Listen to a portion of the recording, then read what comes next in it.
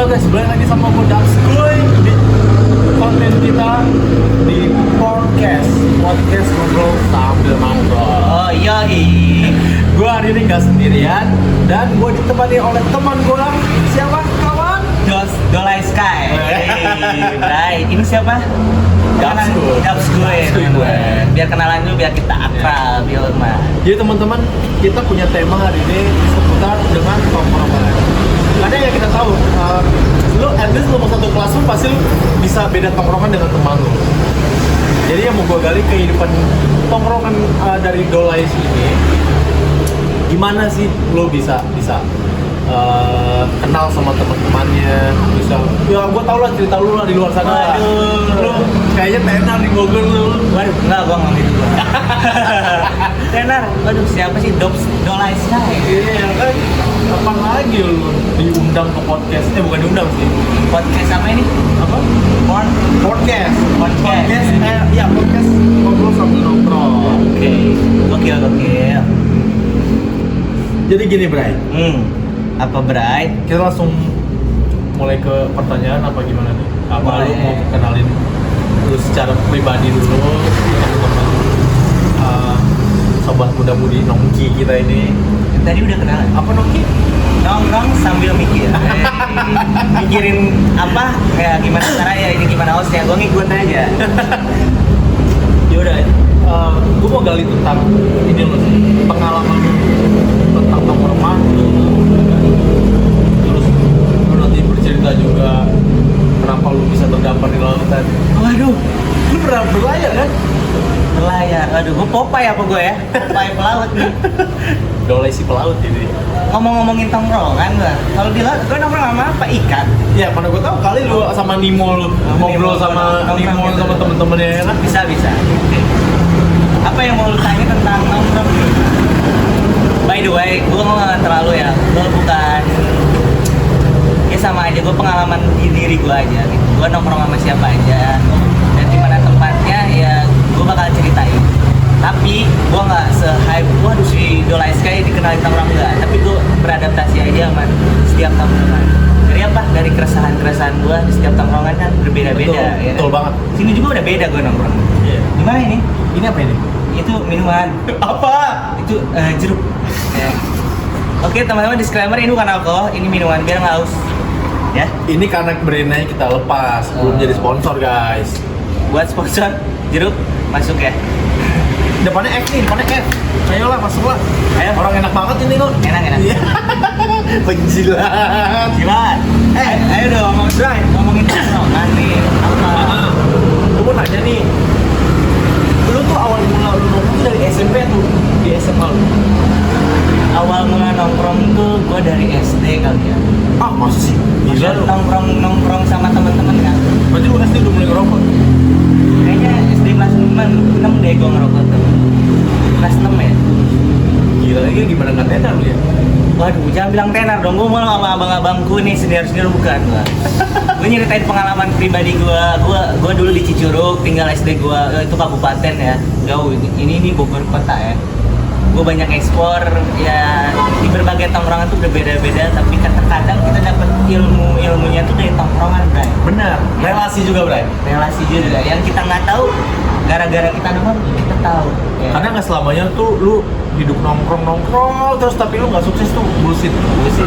Ada juga orang yang berangkat dari jalanan tapi dia bisa sukses. Waduh, Bener nggak? contohnya Siapa ya? banyak lah, banyak. Nggak bisa disebutin lah satu lah. Oke, sorry guys, ini ya biasanya namanya nongkrong ya, jalan suka berisik ya. Jadi mohon maklumi karena kita ntar studionya lagi masih dibangun. Ya, ini slow ya. Oke, tadi lu ngomongin gua di SD ya, gua baru pertama kali ngerokok kelas 6 ya. Itu lu baru itu bener-bener awal mula lu mau bandel tuh ya. Waduh, gua nggak bandel, sebenarnya gua kebawa bandel. Sebenarnya nongkrong itu kan bahasanya kayak kita kumpul kali ya, kumpul sama-sama gitu. Bro, lu ada di mana nongkrong tuh? Dan waktu itu waktu SD sih pertama kali dengar kata nongkrong tuh ya kita main bareng dulu, ya kan? Jadi nongkrong itu tanda kutip bukan berarti lu harus minum alkohol, nongkrong bandel bandel-bandelan guys. Enggak teman-teman. Masa SD gue udah minum kan? Aduh digambarin gue sama teman-teman. SD lu udah minum belum? Loh, Yakin? tapi gue suka minum. Karena Air putih? Air putih. Ya. Guys, maaf ya itu suara kadang Itu kan lu SD tuh, lu beranjak ke SMP dulu nih. SMP dulu tuh. Iya. Nah dari SMP itu lu pasti pergaulan dulu lebih luas tuh. Iya. Ya semakin tinggi tingkatan lu tuh semakin luas lah. Ini ya, circle-nya ya. Iya sih kan. SD gue mau nonton aja sih kayak anak SD pada umumnya masuk sekolah bandelnya paling bandel ngerokok. Mungkin berbeda juga, ada yang bandelnya tergantung kan gue sekolah di SD yang memang SD-nya tuh negeri gitu ya, bukan SD yang swasta gitu ya. Jadi lingkungan gue tuh ngajarin gue tuh dari kasih kan biasanya anak SD tuh nongkrongnya kayak ya yuk kita berenang yuk. Berenang tuh di sungai tuh. Kalau gue di Cicurug gue biasa main itu ke sawah. Ngobak ya? Ngobak. Weh, Brad, kemana? Kan gue orang Sunda nih. Ayo, beliin ke sawah orang ngerokok ngumpet dah. Apa tuh Din? Kita ngerokok tapi ngumpet dari orang tua gitu. Oh. Kalau ketahuan kan, aduh, PR. Ya biasanya gue sih di SD mainnya ya di alam sih ya, lebih ke alam ya, main kotor-kotoran, main di sawah ya Itu kan. mah nggak seru dia. Ya memang nggak seru tapi Maksud gua itu hal yang lumrah di usia Iya, lumrah. ya usia kita lah, masih kecil kan kayak gitu karena belum kenal gadget. karena gitu. Lu mulai bener-bener istilahnya kasarnya tuh liar lah. Lu di usia berapa? Kayak binatang nih. Ya itu lu di usia berapa lu punya kayak gitu? Gua dari SD mungkin baru pertama kali ngerokok kelas 6 kelas 5 ya karena ya, mungkin penasaran ya kali itu. Jiwa kita tuh pengen kayak kelihatan ya ngerokok gitu. Ngerokok tuh keren katanya. Keren kan ngerokok ya. Bukan kebutuhan tuh. Bukan kebutuhan. Tapi rokok membunuhmu gitu. Nggak apa-apa ngerokok membunuhmu asal gua nggak mati gaya. Lanjut lah bro. Lanjut apa nih? Iya, gua mau dengar tuh yang serunya itu. Mungkin di SD nggak terlalu seru ya. Iya. Pada umumnya tau lah kalau di SD yang negeri, yang kabupaten mainnya kayak gimana ya. Gua nggak usah perlu ceritain. Di SMP gua ngerokok. Nah di SMP baru nih kenal yang namanya Dunia nih. dunia. Nah, Beda lagi nih masuk SMP nih. Iya. Pertama kali gua masuk SMP kelas 11 ya masih ngerokok gitu. Gue baru kenal yang namanya kalau lu nongkrong tuh lu harus kenalan sama seniornya dulu. Gue ngikut dulu gitu, ngekor Di dulu. mana senioritas tuh? Ada sih ya, di zaman gue masih ada gitu. Oke. Kayak apa ya, tataran kali ya. Ya tataran deh, zaman gua juga sama. Sama kan? Ada Ada tataran. tataran. Ya paling kita kalau di SMP sih, karena gue di SMP-nya tuh SMP Mardiwana gitu. Ya yang lu tahu ya Mardiwana kan ya beragam lah ya, anak-anaknya beragam, jadi ada yang bandel banget, ada yang baik banget, dan gue masuk ke yang ya netral lah, nggak baik nggak bandel tapi ya netral. Mulai masuk, abis itu lu bandel ngapain sih? Kalau Ya SMP paling ngerokok tawuran ya. tawuran ya, kalau tawuran sih kalau pengalaman pribadi gue berdua di SMP yang gue di situ tawuran nggak terlalu gak, tapi lebih bandel ke pacaran. Nah, kalau potong tawuran nggak terlalu, berarti lu pernah beberapa kali. Ya beberapa kali ikut senior kan.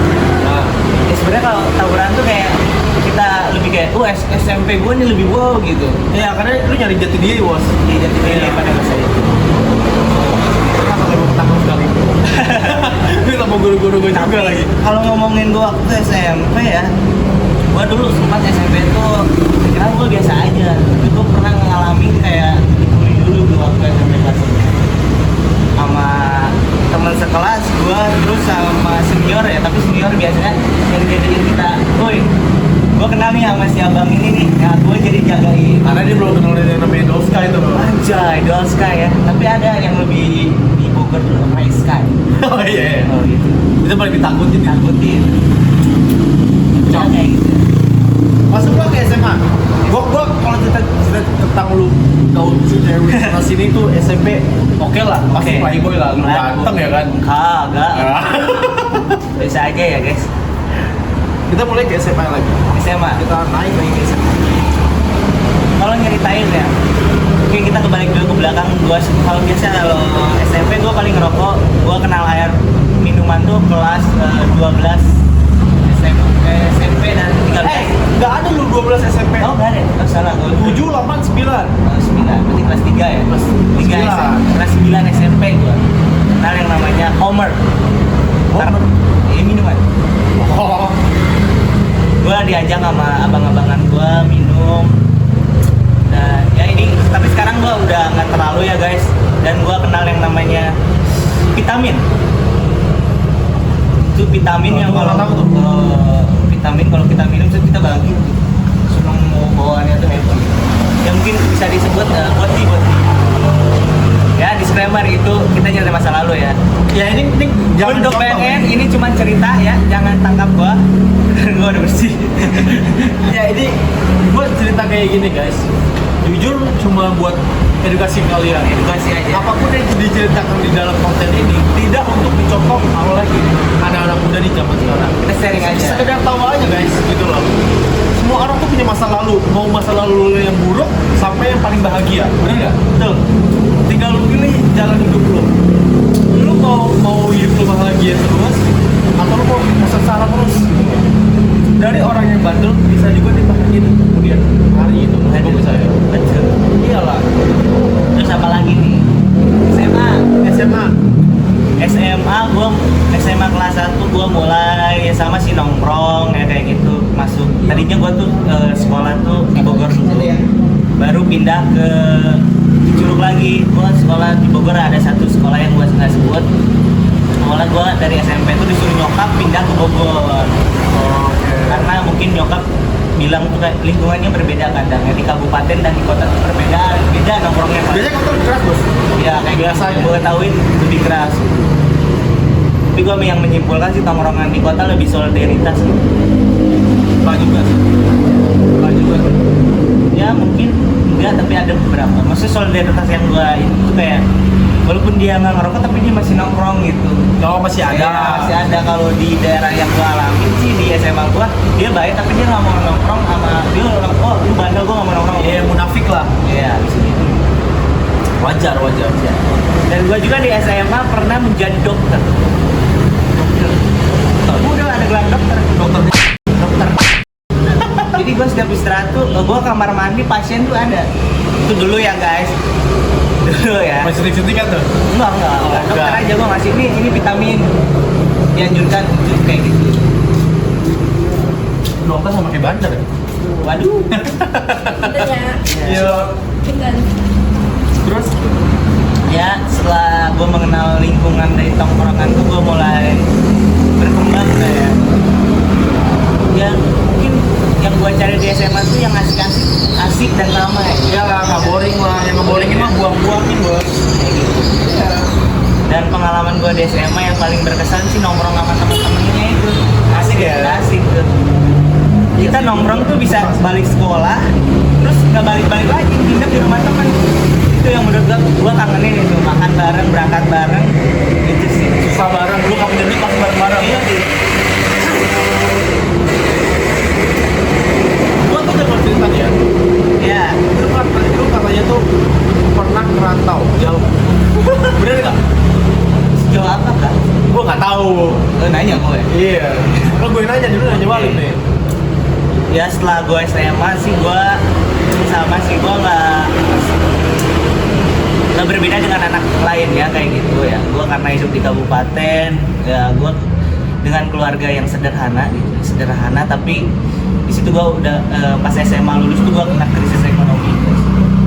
Maksudnya nyokap tuh ekonominya lagi turun, Lagi nggak stabil lagi lah. nggak stabil. Waktu kelas 3 gue mau lulus itu sebelum corona ya. 2019 gimana caranya gue bisa jajan ya gue memanfaatkan ya yang tadi gue bilang gue sempat ya nakal gue sempat gue jadi dokter dadakan klinik gitu Ya buat bertahan hidup ya, lah ya. tapi pada akhirnya gue juga ninggalin hal kayak gitu karena menurut gue Ya, nggak dampaknya untungnya. jelek juga gitu walaupun duitnya cepet tapi ya Ya lu miskinnya juga cepat. ya. Karena gue memutar otak gue gue jualan dulu tuh awal SMA tuh gue masuk jualan tuh kayak ada yang nawarin tuh di kelas 3 kan sebelum lulus gue ada yang masuk seminar di kelas tuh nawarin lu kalau mau banyak duit lu bisnis katanya jualan masker. Nah pada saat itu gue lagi ngelamun memang gue nggak punya duit di dompet gue cuma ada 5.000 doang. Nah, lu uang 5.000 itu lu bertahan berapa lama? Ya paling kalau makan kan di rumah ya. Nah, Makan di rumah paling buat jajan aja itu, buat jajan di sekolah gitu. tapi emang ongkos lu cukup buat ke sekolah? Cukup sih waktu itu gua masih punya motor kendaraan jadi ya masih hemat gua beli bensin gitu. Terus mulai lu ngerantaunya itu di mana? Setelah lulus SMA, Oh, malah setelah lulus belum Iya. pas SMA tuh berarti. awalnya gua jualan dulu aja, gua ngikut jualan kayak ya gua nggak mikirin produknya apa, yang penting ini produk bisa dijual ngasilin duit Penting gua cuan. jual gitu. Ya, yang penting cuan, Yang ya. gua jual tuh waktu itu masker ya. Masker makan cewek gitu. Oke, iya. Terus Setelah gue lulus SMA baru Heeh. gue mikir kayak nyokap gue lagi ekonominya lagi turun dan gue nggak dikasih jajan tuh selama 1 tahun 2 tahunan tuh. Oh, lama ya? Iya lama. Dan gue gimana caranya gue tuh tinggal sama nenek gue gitu dan gue mutusin tuh pas udah lulus 1 tahun berikutnya gue mutusin buat ngerantau dan Oke. yang gue pilih ngerantau yang menurut di benak gue tuh pada saat itu apa yang bisa menghasilkan uang yang lebih besar gitu. Oh, anjay. Gitu. Iya. Dan gue memilih kerja di laut. Lu laut ngapain? Kerja ya? Jadi One Piece gue. Pernah bajak laut. Serius? Serius itu. Enggak bercanda lah. Lu nelayan sempat. Ya gue kerja di ya Silakan, Kak. Lu jadi di laut tuh nelayan? ya gue masuk ke salah satu kapal. Gue kerja di pelabuhan Muara Angke Muara Baru gue. Gue masih muda itu paling gue yang di kapal tuh gue yang termuda. Iya, gue liat fotonya lu sampai dekil ya. Oh iya, Hitam gue berubah banget lu. tuh, gue berubah jadi wah black. Terus krempengnya. Wah, krempeng ya, menyedihkan. Orang lihat lu sekarang mah sama lu yang dulu Beda. nggak expect lu bakal kayak gitu. Ya, nggak expect lah. Do. Apalagi nih? Dari lu sampai sejauh mana lu bisa ikut kapal itu? Oke, awalnya gua berlayar tuh di Muara Angke Muara Baru. Wah, orang Jakarta udah pada tahu lah itu pelabuhannya.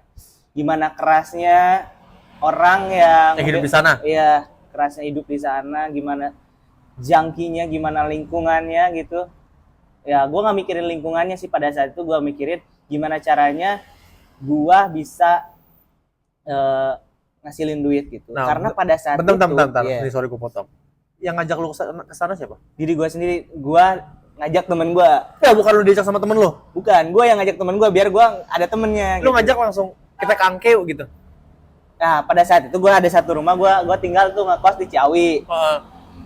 Nah alasannya gue ke sono gawe bukan karena uang, karena gue lagi bisnis, gue punya utang 10 juta. Sedangkan nyokap gue pada saat itu memang nggak, kalau gue minta tolong ke nyokap ya gue gak enak karena lagi. Ya, lu juga tahu keuangannya. Keuangannya lagi menurun. Dan si teman gue sebut aja Dimas ya, si Dimas itu juga sama, dia punya tunggakan ekonomi. Si D lah ya, Iya, si D. lagi nggak baik-baik aja. Terus ada satu yang gue ingat tuh di kampungan gue, namanya sebut aja dari G ya. Dia tuh pulang dari laut bawa banyak duit, bisa bangun rumah, beli motor. Ya, itu gue termotivasi. Lihat dia di situ. Ngeliatnya di situ. Padahal lu nggak ngerasain, Iya. belum ngerasain tuh.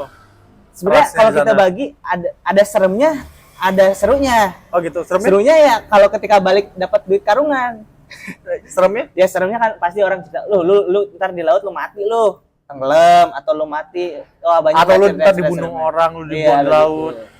Oke lah, singkat cerita gua berlayar tuh, gua dari Muara Angke, dari Jakarta gua tuh dari salah satu kapal ya, gua nggak sebutin kapalnya tuh ada 24 ABK. Gua pergi berlayar sampai Pulau Papua. Dan gua mancing di daerah situ, perairan situ. Perairan Papua, Maluku. Setahun dong lu berarti? Setahun gua. Nggak pulang ya? Iya, setahun gua nggak pulang.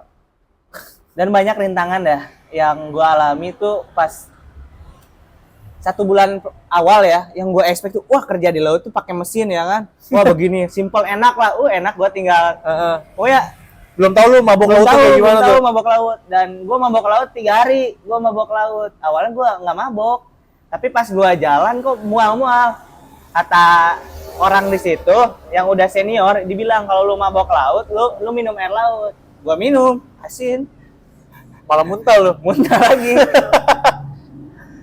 Dari situ, habis itu lu kemana lagi? Abis itu ya gue bertahan 1 tahun di situ, banyaklah cerita-cerita yang memang sedih lah buat gue, yang memang kayak sebenarnya gue nggak nyaman di situ. Cuman gue nggak bisa balik karena Karena lu gue terpaksa dengan keadaan. gimana gue balik, gue mau naik apa gitu, berenang gue ke bawah anyut gitu, Naik pesawat nggak mungkin. nggak mungkin. Nggak ada duitnya. Ya. Sempet gue ada satu momen gue pengen loncat dari laut karena gue gak nyaman sama lingkungannya. Mau bunuh diri lu sempet lu. Bunuh diri sih enggak, gue pengen balik ke darat, gue bosen sama laut gue. Kalau lu nyemplung ke laut lu Mati gue, itu, mati. nah itu lu maksud gua otak lu udah bunuh diri berarti di situ. Iya. Bukan lu mau ke darat, lu mau berenang nyebrangin samudra lu. Pada saat itu 1-2 bulan gue belum bisa beradaptasi dengan lingkungan yang keras, Dam. Iya, pastilah. Karena adaptasi itu susah, pasti Iya, lama. karena Lu yang butuh setahun lebih lah. yang gue kira tuh kerjaannya, gue udah mikir kerjaannya pasti keras dan memang butuh mental yang kuat karena di laut lah ya, dengan gue yang nggak punya skill apapun dan pengalaman apapun tentang Iya. pelayaran itu. 1-2 bulan gue tuh mikirin pengen balik terus, pengen balik karena nggak nyaman sama lingkungannya. Ya, Tapi kalau lu balik juga gimana? nah iya, nggak ada cara lain kan untuk Yang pertama lu nggak bisa ini nih minta uang sama nyokap lu. Yang Ya. kedua lu tuh butuh lunasin utang lu, Bro. iya itu Itu kan yang permasalahan utamanya. permasalahan utamanya itu. Dan ketika lu pulang, lu nggak dapat uang. Iya, nggak dapat uang. Sayang kan? Dan gue ngedorong diri gue untuk beradaptasi 1-2 bulan, gue ngerasa masih pengen balik pikiran gue. Tapi 3 sampai bulan kelima gue udah bisa beradaptasi. Tapi ada momen untuk gue bisa beradaptasi itu ada pikiran gue pengen loncat lah, gue pengen kabur karena gue nggak suka sama lingkungannya. Tapi lama kelamaan gue beradaptasi. Satu momen yang paling gue bikin stres di laut tuh karena kerjaannya tuh 12-15 jam. Wow, Wah, gila kan? Tuh, udah Gaji nggak seberapa. gaji nggak seberapa dengan resikonya itu. Itu kalau kerja kayak gitu, lu bagian apa sih? Gue bagian mancing, Mancing ya? gue bagian masukin packing, bongkar ikan, bagian nyetir kapal. Dan pada saat itu ya mau nggak mau, kalau gue terus stres, gue mikirin balik, gue nggak akan bisa bertahan di situ. Iya, Masa bertahannya itu bukan bertahan gue karena ngikutin kerjaan, tapi bertahan hidup. Yang gue pikirin Paham tuh, gua. intinya gue hidup dah.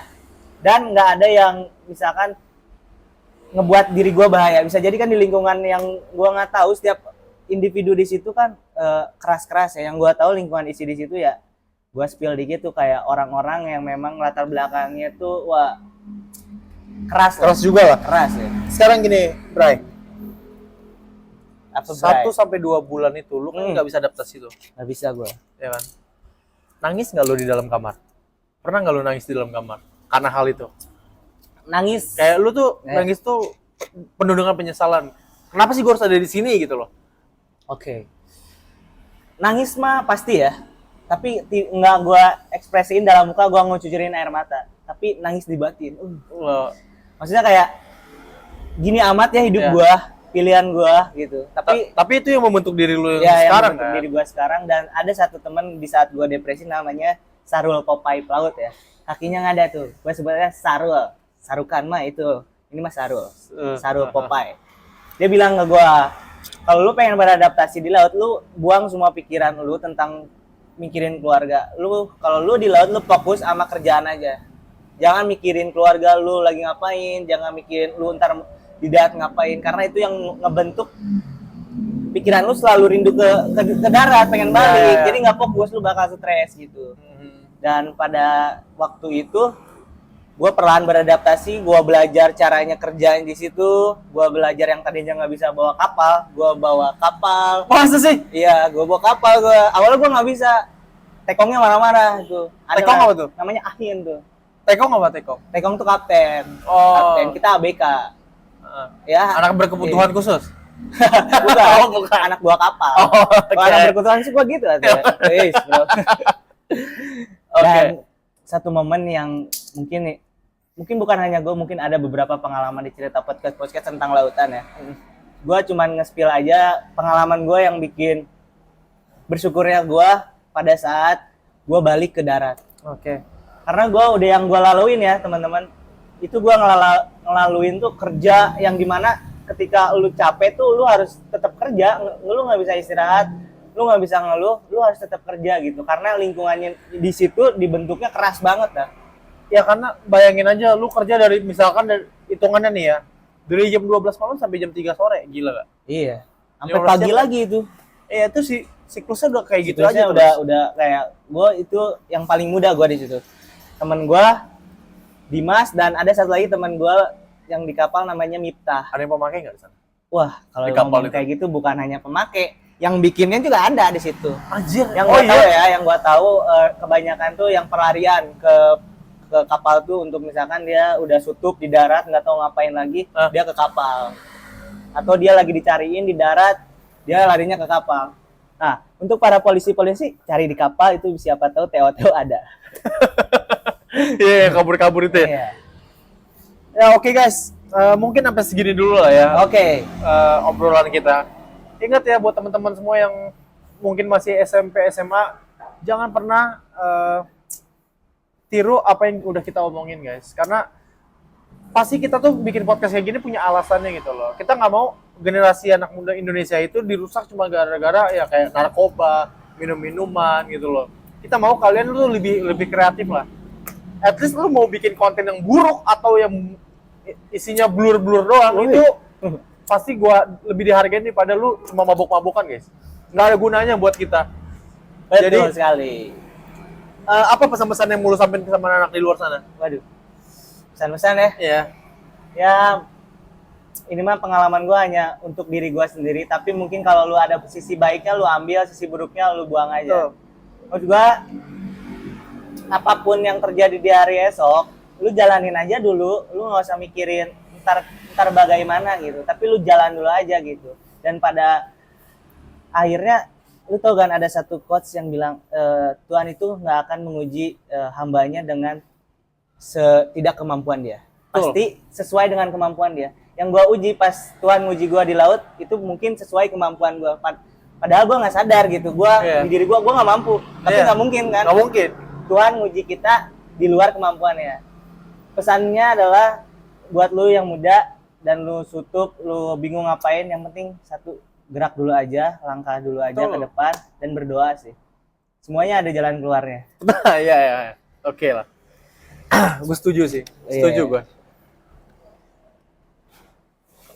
Oke guys, buat kalian yang udah nonton jangan lupa like, comment, dan subscribe. Dan komen guys, cerita apa yang bakal kita angkat di episode selanjutnya, sama ya ada teman-teman kita yang bakal kita panggilin ya. Iya, komen aja dulu kalau misalkan cerita ini make sense buat lu, menarik, lu komen. Ya kan? Kita bakal ada part selanjutnya, tapi tentunya dari kalian lu pengen bahas apa, pengen undang siapa, betul? Betul. Di podcast. podcast. Ya, podcast ngobrol sambil nongkrong guys. Oke. See you semuanya. Goodbye.